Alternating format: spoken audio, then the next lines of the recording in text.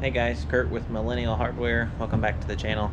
So I'm wanting to do like a mini series, I guess, of something about like a day in the life hardware store version. So I own a hardware store, small hardware store in Salem, Indiana. Um, so basically I want to walk you through some of the weekly or daily things I have to do as the owner. I work here by myself a lot. I do have a couple part-time employees. I drive a school bus too, so whenever I have to leave in the afternoons to go drive a bus, I have help that comes in and covers the store. But for the most part, I'm here by myself in the mornings. So I do all the ordering, all the inventory. When we get the deliveries, I do have some of my help, my paid help, to come in and they help put stuff away, stock the shelves, things like that. So I don't do everything by any means on my own, but I do the ordering totally on my own. So I want to show you a little bit about that.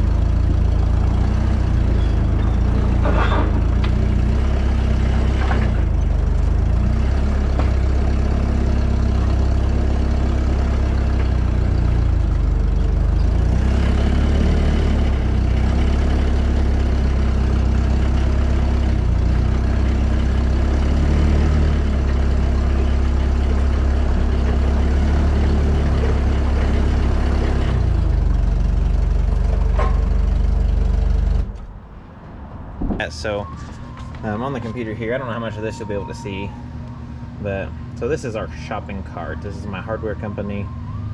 So as you might or might not be able to see there, we have 73 items in the cart. The total is $22.34.27. That's my cost. So that's what we've got so far that are to be ordered this week. But that's basically just special orders. All right, so something we use to help order as far as empty spots on the shelf is this. It's called a Cipher Lab. This is a rented little handheld scanner through my hardware company. So basically, I'm gonna get it turned on and programmed here. Basically,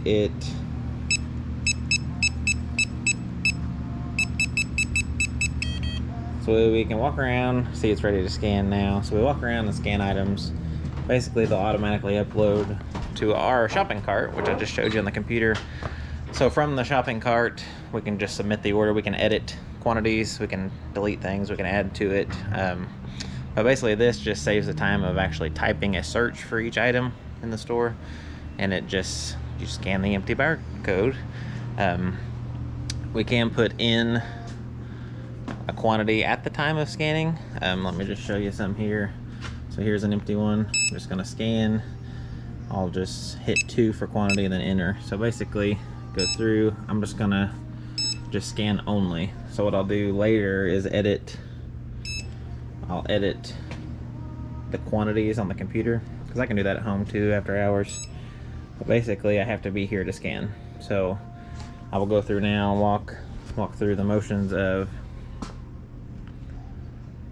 scanning every empty tag. Okay, so here's an instance that won't scan, so I'll have to enter the SKU number manually. I can do that here or on the computer, but while I'm here, I'll do it here.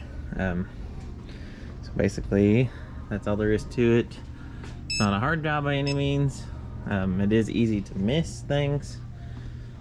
And then we get, sometimes when we go up to the computer to upload the order, we'll get a code, an error, basically saying that either the item is discontinued, or the number is just bad. So it could be a confusion with the company, where they have mistagged it, because we get the tags from our company too.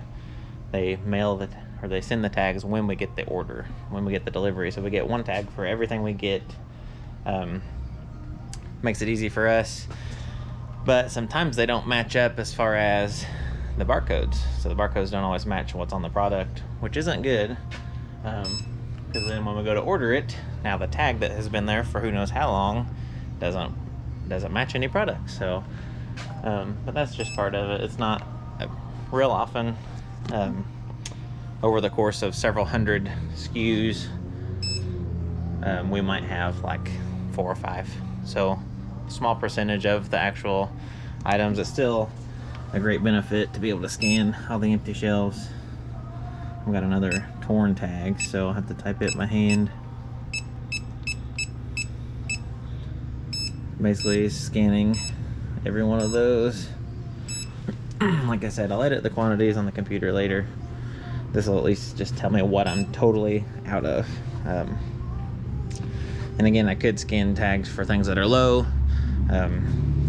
This time of year in the hardware business is pretty slow overall. So I basically just scan what's empty.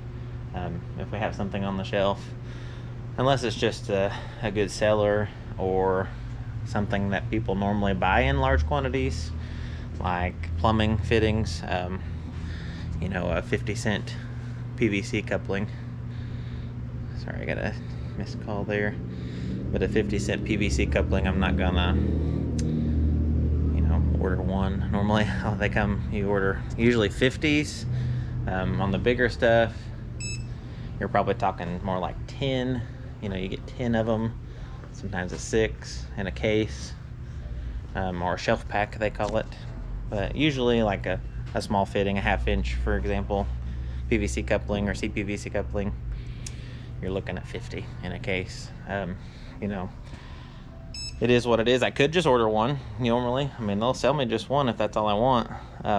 And sometimes by accident, I've misordered and only ordered one 50-cent piece, which, I mean, it doesn't hurt anything, besides it was a waste of that picker's time in the filling facility. But I'm sure they're used to that. Human error is pretty common, at least in my life. Alright, so back to this. We've got basically walking around scanning. I like to do, I know I'm talking a lot here and I apologize, but I like to do 4-foot section at a time. I usually start at the top and work my way down. So here, this is Diablo. So we have one 4-foot section, this gray area from here to here. That's 4 foot, whether it looks like it or not. So I'll start at the top. I'm scanning left to right, just with my eyes. There's an empty spot right there. So I'll come up here, scan the tag, continue on. I'll just use my hand so y'all can see what I'm talking about. I normally don't use my hand. So that section is pretty good. We got a ton of this stuff in last week. They've pretty much caught us back up on back orders, stuff like that. So here, some of these have a barcode on the actual wall, or we have our shelf tag. Either one will work.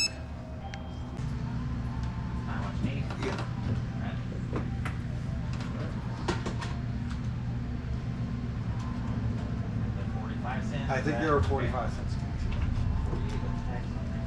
Doing all right? Doing pretty good. It's quiet. I left for some peace and quiet. That's funny. It is really peaceful, quiet. I bet compared to, yeah.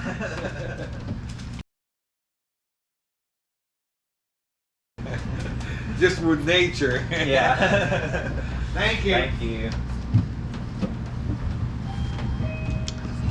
Alright, so there you see part of the aggravation annoyance with being the only one here when you're ordering. You know, sometimes you get stuck or interrupted mid-thought, mid-aisle in that case, which is fine. You know, paying customer comes in, that's what we want. That's why we're here. So I tried to come back and see about where I was at. I know I scanned that top one there. Okay, so that's kind of what I deal with sometimes. This is a slow season, it's January. So we're thankful for every customer that comes in. We always are, but especially now, because it might be a while till we see another one. You know, there can be quite a few amounts of time between customers, so try to not get annoyed with being interrupted when doing a job. It's easy to do. It is easy to get frustrated whenever you're mid-thought, mid-project, you know, whatever. But nature of the human to get aggravated about something silly. This is how I get paid, how my family eats, is by selling stuff. You know, some retail people don't understand that. You get a paycheck every week, and you know, that's the reason you got the paycheck. I've got a store full of inventory. Here's just the front couple aisles here. You know, tens and tens and tens and tens of thousands of dollars worth of stuff sitting here, which is great. You know, you gotta have inventory, but that doesn't put any money in the bank. That doesn't pay the bills just sitting here. You gotta have customers walking in the door. They have to come in, spend their money. You have to have what they need. You have to be available to help them, to ring them up, especially if you don't even help them find the stuff. The very least you have to do, unless you got self-checkout, which I don't, but the very, very least you have to do is ring them up. You know, scan their items, take their money, cash them out. So, you know, it's easy to think that's a hassle. It's easy to think that's annoying when we're back here working on stuff, but that's the name of the game.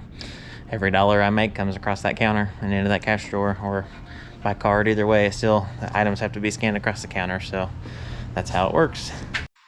Alright guys, we're going to end right here for this first part 1. We ran out of time in this video, but I will have a part 2 uploaded very soon, so stay tuned for that. Thank you all so much for watching. Please like this video and subscribe to our channel.